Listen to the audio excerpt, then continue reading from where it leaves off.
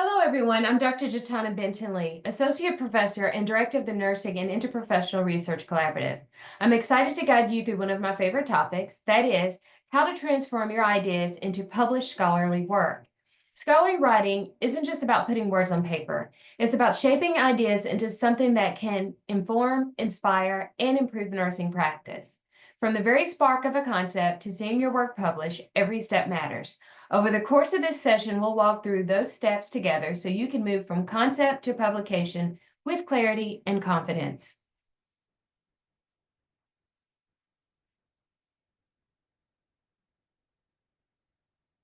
On this slide, we have our roadmap for the session, our learning objectives. Think of these as our destination points for the journey we started on. This slide also contains a question: what's one idea you could turn into a paper by the end of this session? I want you to keep this particular question in mind as we go through the presentation. As we discuss each step, think about how it applies to your own work and begin forming a plan for that idea. By the end of this presentation, you'll be able to understand the key components of scholarly writing. We'll unpack what scholarly really means. It's not just an academic jargon or formality. It's about structured, evidence-based communication that others can trust and build upon. For example, think about the difference between a social media post about a new nursing intervention versus a peer-reviewed article on the same topic. The latter has greater credibility and longevity. You'll also be able to identify a process for turning ideas into manuscripts. This is where most people feel stuck. I have an idea, but how do I make it into something publishable? Well, we'll walk step by step from brainstorming to outlining to drafting, so you have a repeatable process you can use again and again. You'll learn tips for selecting journals and navigating peer review. Choosing the right journal can make or break your chances of publication. I'll show you how to find the right fit and explain what happens after you click submit. I'll also share examples of peer-reviewed feedback, both constructive and tough, and show you how to respond with professionalism and confidence. And finally, you'll be able to recognize common writing pitfalls and how to avoid them. We'll look at traps like wordiness, jargon, and perfectionism. And I'll share practical editing strategies that save time and sanity. So throughout this session, I encourage you to think about your own projects, whether it's a quality improvement initiative, a case study, or a literature review. Jot down ideas as they come to you. If you leave today with a rough outline of your next paper, you've already taken a big step towards publication. When we talk about scholarly writing, the first question is always why. Why does it matter? Why publish? In nursing, practice is grounded in evidence, and evidence doesn't really count unless it's shared. If your work isn't published, it doesn't exist in the scholarly ecosystem. That means your ideas, your research, and your innovations never make it beyond your unit or your team. Publishing is what transforms those day-to-day observations into something bigger. It's how your clinical insights become contributions that inform policy, shape practice, and move the profession forward. Yes, publishing helps with career growth by adding credibility to your CV and demonstrating expertise. But there's something more important. It's about the collective progress of the nursing profession. When you publish, you contribute to three things at once: your own professional development, the dissemination of evidence-based interventions, and the advancement of nursing knowledge and practice. Think of it this way: every paper adds another brick to the foundation of your profession. Without those contributions, nursing can't continue to evolve, improve outcomes, or influence health policy in a way it should. Now that we've talked about scholarly writing and why it's so important, let's shift into the different forms it can take. A lot of nurses think I have to do a big research study to be published, but that's simply not true. There are many ways to contribute to the literature, and each format serves a different purpose. The first is the one most people think of: original research article. These are studies you design, conduct, and analyze yourself. They take planning, ethics approval, and time, but they're the backbone of evidence-based practice. For example, a randomized controlled trial on a new wound care protocol could fall into this category. Then there are review articles. These can be systematic reviews, which follow a very strict but replicable process to analyze everything published on a topic, or integrative reviews, which brings together findings across different study types. Reviews are powerful because they pull all the evidence into one place and point out gaps where more research is needed. Meta-analysis are like the math-heavy cousins of systematic reviews. They statistically combine data from multiple studies to identify broader patterns or trends. They require statistical expertise, but are highly respected for their rigor. Case studies are shorter and often more approachable. They highlight a single patient, event, or clinical situation. These are perfect for sharing unique conditions or innovative interventions. Quality improvement reports are another strong option. Many nurses are already leading QI projects and often turn those into publishable papers. So it's just a matter of documenting your process and results in a scholarly way. Conceptual or theoretical papers. They take on a different angle. They explore frameworks and models and help us think differently about nursing problems, even without new data. And finally, letters to editors or commentaries. These are quick, focused pieces, often written in response to something recently published or to call attention to an emerging issue. They're great entry points if you're just starting out. The key point is there's a format for every stage of your career, and there's every type of idea that you could possibly do. If you're early in your writing journey, a case study or a letter may be a good starting place. If you've got data and time, you might aim for an original research article.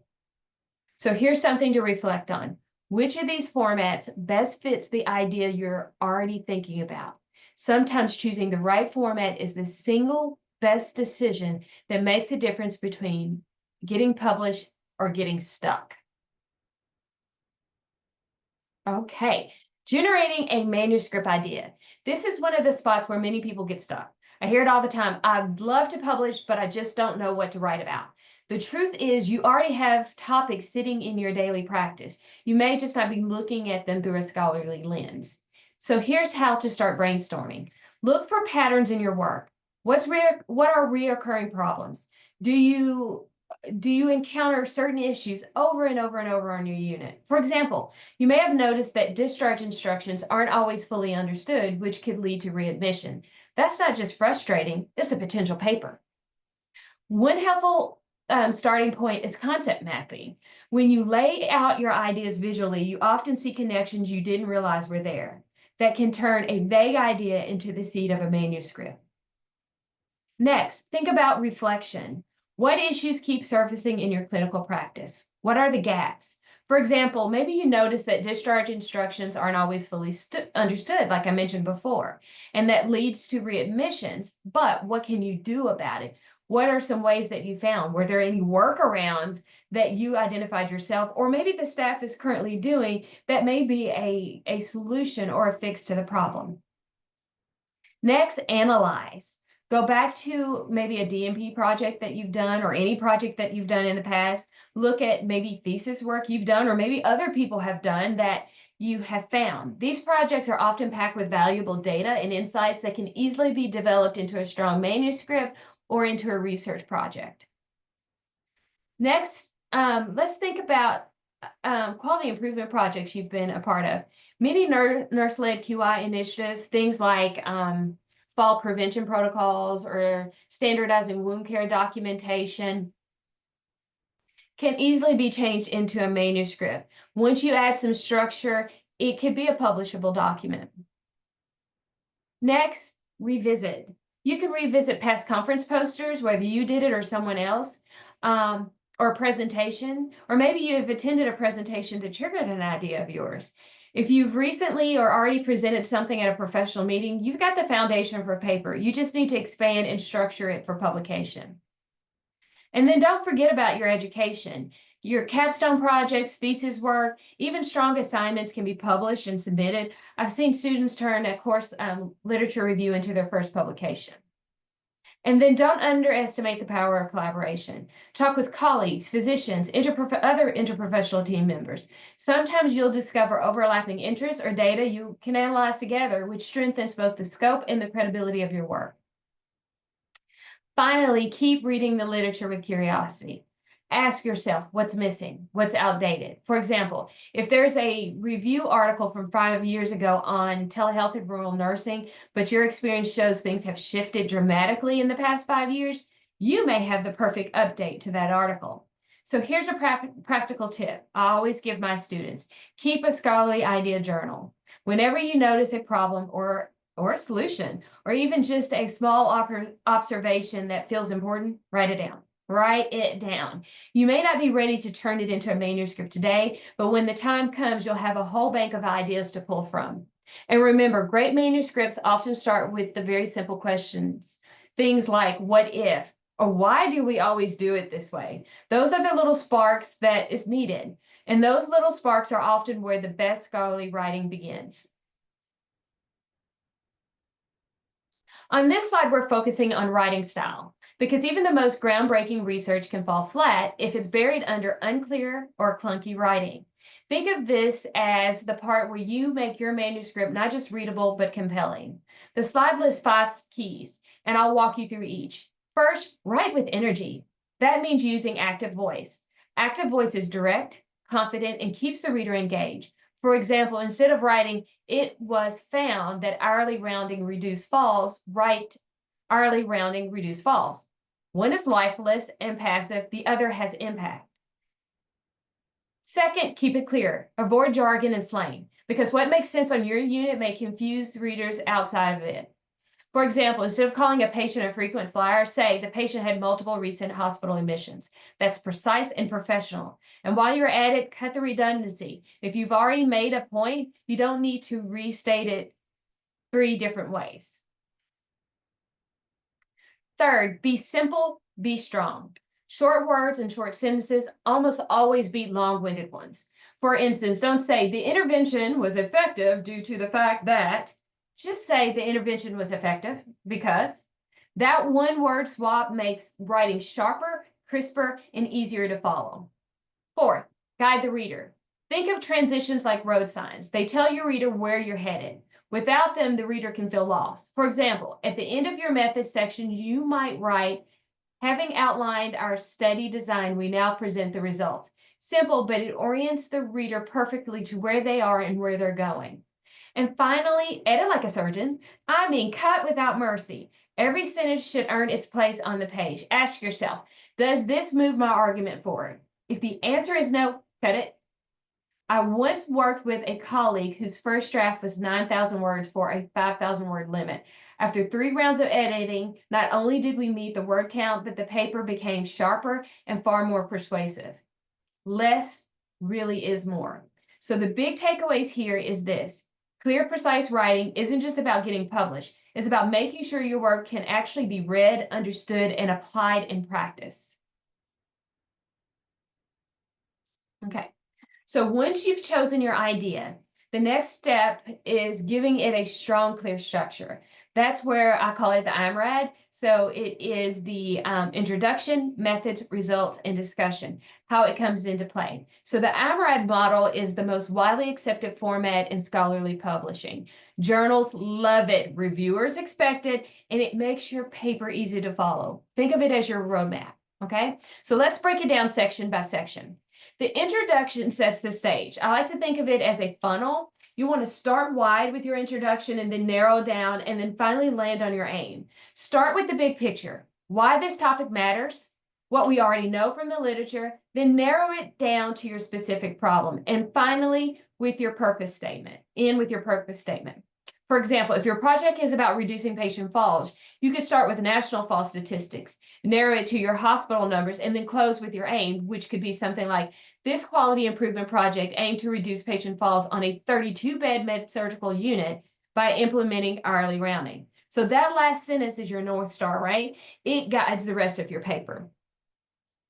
The method section is about clarity and transparency. The goal is that someone else could repeat your work exactly. Don't just say, we surveyed nurses. Instead, be specific. A 10-item validated questionnaire was administered electronically to all 45 registered nurses in the med-surgical unit. See the difference? There's a major difference in those two statements. The second statement is concrete, is detailed, and is you can replicable. You can do it over and over and over. Other people can see, oh, I can do this. Use subheadings like setting, participants, data collection, and analysis to keep it clear and organized. Next, you want to go into your results section. This is where you present your findings without interpretation. That part comes later. You're just giving the facts. Stick to the facts. Kind of like Barney Fife, right? Stick to the facts. Use tables, graphs, or charts whenever possible, because visuals make your data easy to digest. Instead of writing there was a significant decrease in fall, give the reader the numbers. Fall rates decreased from 4.2 to 2.1 per 1,000 patient days over a 6-month period. So that last statement, that's very clear, is powerful, and it's easy to understand at a glance. Then move to the discussion. This is where you make sense of your results. That's where you connect your findings to your existing literature. Do they support what others have found, or do they challenge it? Pull out practice implications. How could another nurse, unit, hospital actually use your findings? And then close with recommendations and next steps. For example, you could say, our results support prior research showing that structured hourly rounding reduces patient falls. Given the simplicity and low cost of this intervention, it could be implemented in a similar med-surgical unit. That's how you move data to impact, and that is how we start the process of translational science, translating research into practice. The beauty of the IMRAD model is that it's flexible. It works for research studies, quality improvement projects, and even case studies with some small adaptations. And here's a pro tip. You don't have to write it in order. Many authors kind of start with their method sections. It's often the easiest because you're just documenting what you did. Then they kind of move to results and discussion and save the introduction for last once you have full clarity on your message. Across all sections, the same principles apply. Be concise, avoid jargon, use active voice, and edit carefully. Remember, reviewers and editors are busy. The clearer and more structured your manuscript, the more likely they are going to view it favorably. All right, so you're writing and you develop writer's block. Writer's block is one of the most common and honestly one of the most frustrating barriers to getting published. And here's the thing, for nurses, it's rarely about running out of ideas. Most of us have plenty of ideas. The real barrier is time, confidence, and sometimes that nagging voice of perfectionism. The first thing I want you to know is this: writer's block is not a sign that you're a bad writer. It's simply part of the process. So instead of waiting around for inspiration to strike, I want you to lean into strategies that help you push through it. The first strategy is to start small. Don't sit down expecting to write the entire paper in one sitting. That's too much pressure. It really is. Instead, commit to writing just one section or even a single paragraph. Maybe it's your method section or the opening line of your discussion. Small wins build momentum. It really does. The second strategy is use a framework. I gave you the example of the IMRAD structure we talked about. It's one of the best antidotes to writer's block. When you've got that structure, you never really start on a blank page. You're just filling in the pieces, right? You're filling in the methods, you're filling in the results section. So these templates and outlines give you a head start. Third, protect your writing time. Waiting for a free moment almost guarantees it won't happen. Put it on your calendar like you would a patient appointment or a staff meeting, and treat it as non-negotiable time. Even 30 minutes a day can move your project forward in a big way. Fourth, quiet the perfectionist voice. Remember, your first draft doesn't have to be perfect. It just has to exist. Think of it as working with clay. You can't shape and refine a sculpture until you've got something on the table to work with. Fifth, change your scenery. Sometimes all it takes to reset your brain is a shift in environment. Try writing in a quiet corner of the library, at a coffee shop, even outside. A new setting can spark new energy. And sixth, challenge imposter syndrome. Many nurses think, who am I to publish? But the truth is, you are the exact person the profession needs. You are the professional with valuable experience and insights. Scholarship isn't about being the loudest or the smartest or the most decorated. It's about adding your voice to the conversation based on what you know and you know well. And here's my favorite trick. Set a timer for 10 minutes and just start writing about anything about your topic, even if it feels messy. 9 times out of 10, you'll go beyond the timer. Progress doesn't come from waiting for the perfect writing day. It comes from small, consistent steps. Even some days, those steps feel tiny. All right. So when we talk about publishing, it's not just about good writing, it's about ethical writing. Journals expect you to follow certain standards that protect the integrity of the research process and, honestly, the credibility of the entire profession. The first principle is simple but critical. Avoid plagiarism, always. That means giving proper credit anytime you use someone else's words, ideas, or data. And remember, plagiarism doesn't have to be intentional to cause problems. Even forgetting to cite a source can lead to your paper being rejected or worse, retracted after publication. Before you submit, always run your work through a plagiarism checker like Turnitin or Grammarly's tool. It's a small step that can save you major headaches. Second, know the rules on AI, which is artificial intelligence. This is an evolving area right now. Some journals prohibit AI-generated content completely. Others may allow limited use, for example, maybe grammar correction or reference formatting, but they require you to disclose it. Always check the author's guidelines so you don't unintentionally break a rule. Third, follow authorship standards. Most journals follow the ICMJE guidelines. That's the International Committee of Medical Journal Editors. To be listed as an author, someone must have made a substantial contribution to the design, analysis, and drafting of the manuscript. If someone just provided data or helped out informally, they should be recognized in the acknowledgments, not as an author.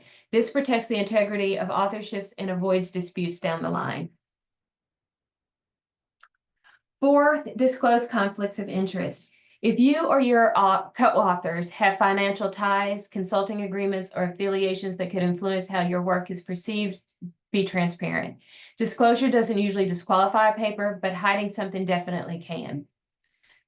Fifth thing, avoid duplicate submissions. You cannot send the same manuscript to multiple journals at once. I have to tell students this all the time. It's considered unethical and can damage your reputation with editors. If you're pursuing a legitimate secondary publication, for example, publishing in another language, you need to get permission from both journals. But most of the time you submit to one journal, you wait to get a result back before you submit to another journal. And finally, no COPE. So COPE stands for the Committee on Publication Ethics. COPE provides the gold standard guidelines for ethical publishing, and many journals are members. Familiarizing yourself with their standards will give you the confidence that you're operating with integrity. The bottom line here is this: ethics in scholarly writing isn't about red tape. It's about trust. Trust between you and your readers, between you and the journal, and between you and the profession. Protect that trust, and your work will carry more credibility, more weight, and more influence.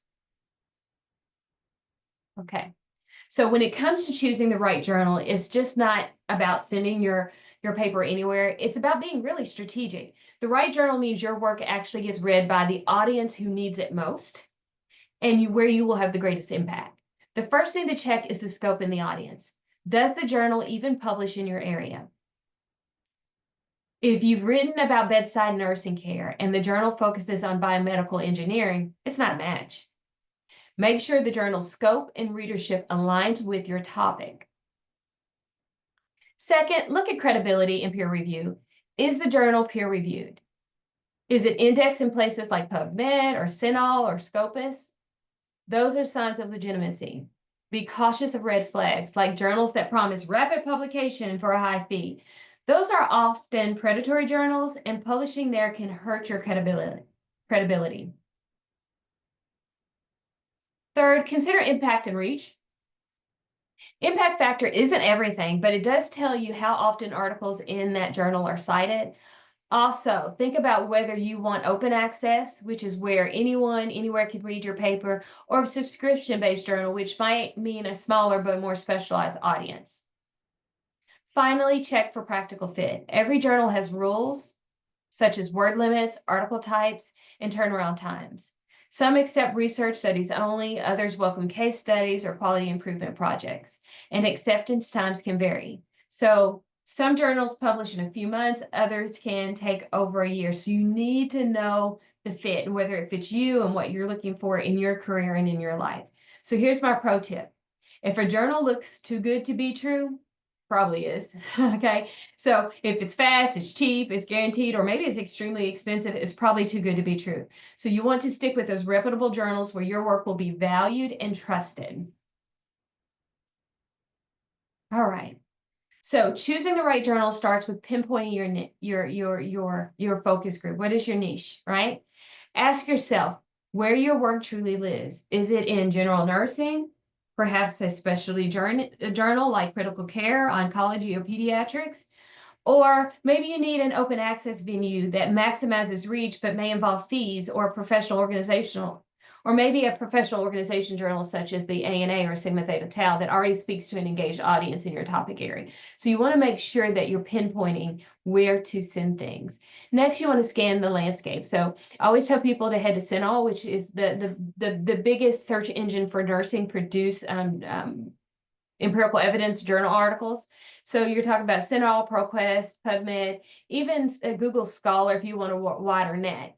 Use the same keywords you expect readers to use, and then look at where those articles are being published.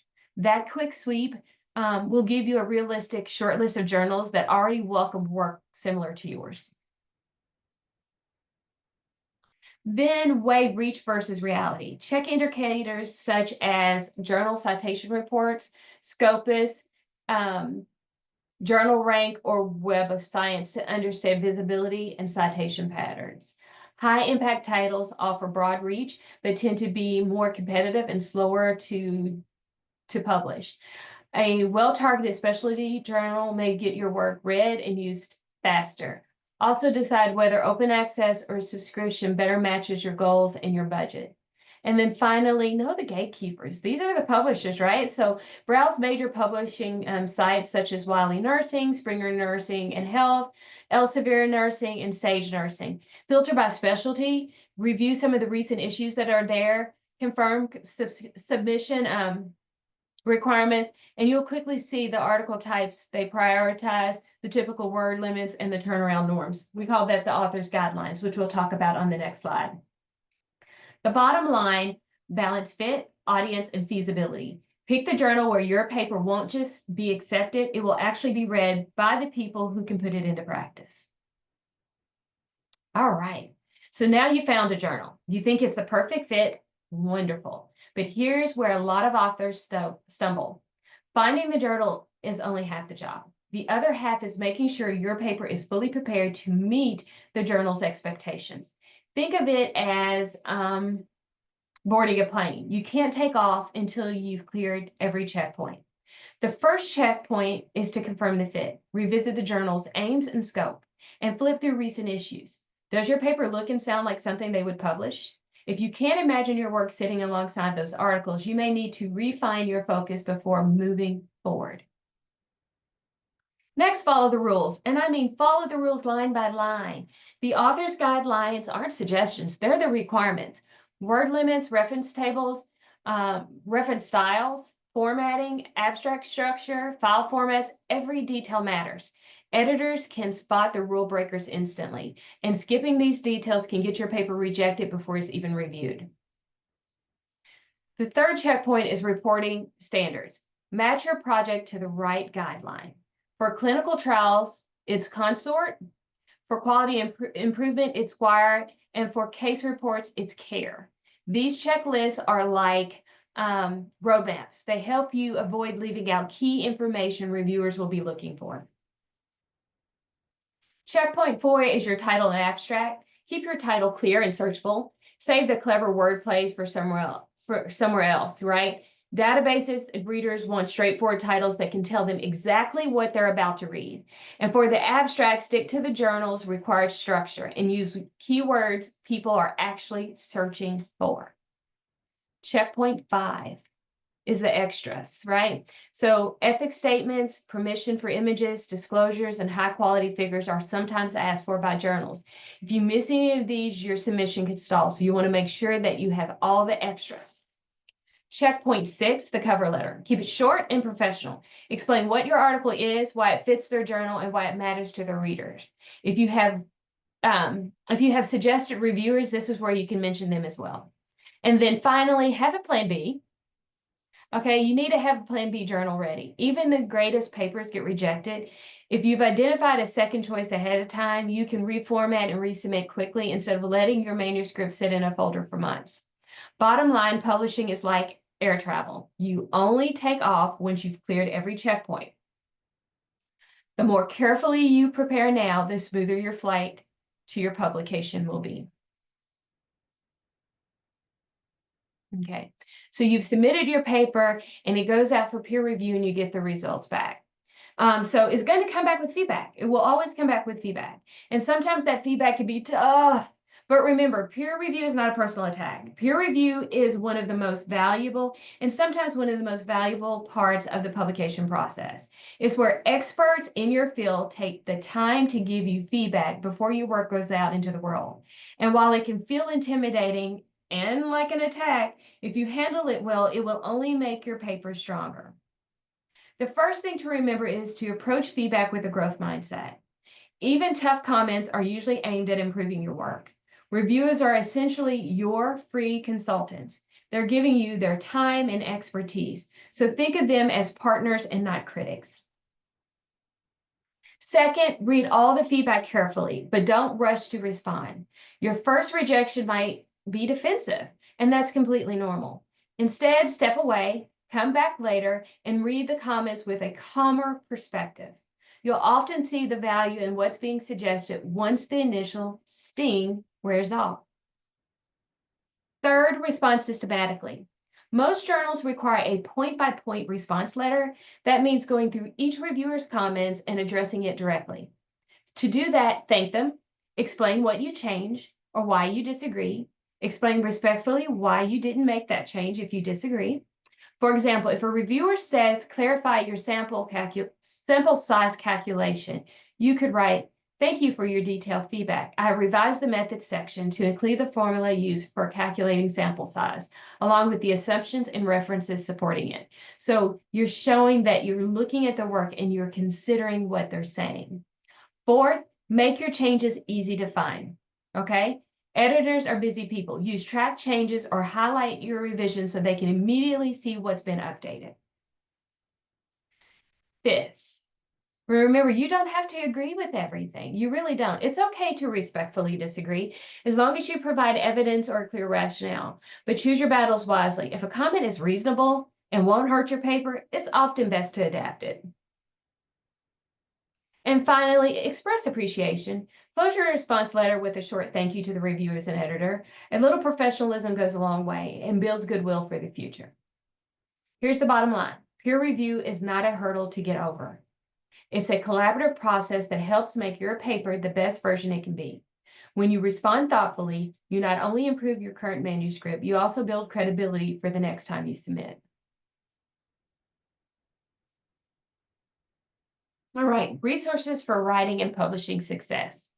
One of the best part about writing for publication is that you don't have to figure it out on your own.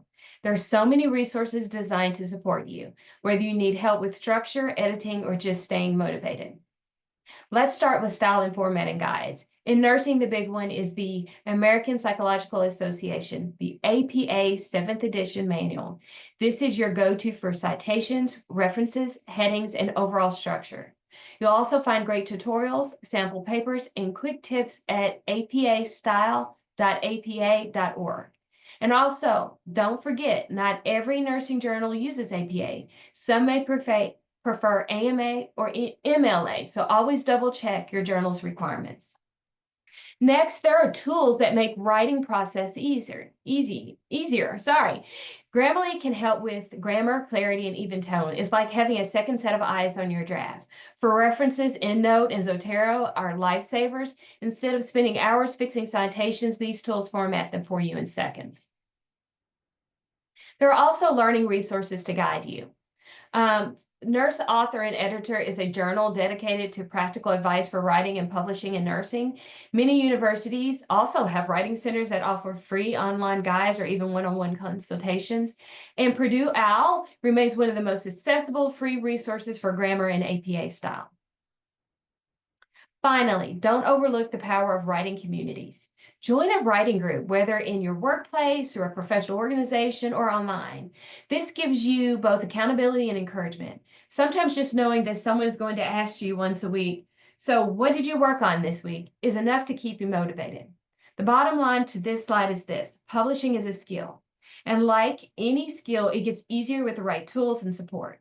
Use the resources that are out there, and you'll find the journey from idea to publication much smoother and honestly probably a little bit more enjoyable. All right, so let's bring it all together, right? We've covered a lot of ground today, and I want to leave you with the key points to carry forward.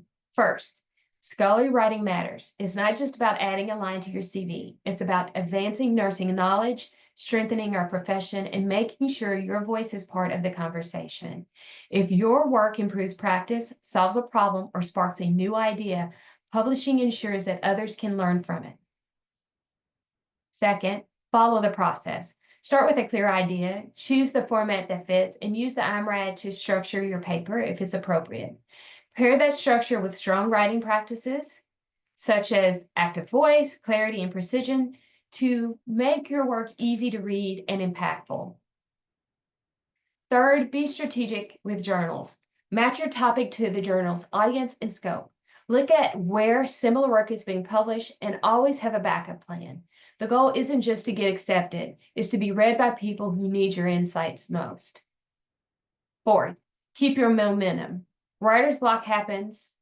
Peer review can sting, but progress comes from small, consistent steps. Your peer review as a tool to make your paper stronger, not as a reason to stop. And fifth, just an extra, I just put an extra in here. I just thought about it. Protect your integrity, right? And so always follow ethical guidelines. Cite your sources. Meet authorship criteria, disclose conflict of interest, and avoid duplicate submissions. At the end of the day, ethics is about trust, and trust is what gives your work credibility. Above all, remember this: your voice matters. It really does. Nursing doesn't just need perspectives from academics. It needs voices from the entire field, from nurses who are solving real problems, innovating in practice, and seeing what works at the bedside.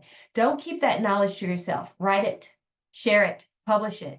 That's how you move from concept to publication and how you make a difference far beyond your own unit or institution. Okay, so this is a good moment to pause and reflect. What questions do you have about the process we've covered today? Perhaps some aspects seem clear or ready to implement, while others may require more practice or support. That's normal, right? Scholarly writing is a journey, and none of us walks it alone. So I welcome your thoughts and questions. You can email me, or you can call me to set up an appointment to sit down, and we can talk through things, and we can work through things, and I can give you some insight. So this slide shares my contact information. So whether you have a small question or a draft you want feedback on, or even just some encouragement, I gladly will be willing to help you. Remember, collaboration and guidance makes the journey to publication easier, and you don't have to navigate it by yourself. So please feel free to reach out. Okay, thank you. Thank you for your attention and engagement. My hope is that you leave this session not just with information, but with inspiration to take the first step. And I'm going to encourage you today to open that document, to draft an outline, to identify your journal, and to start writing. Your work matters, and the nursing profession needs your contribution. So let's start the move.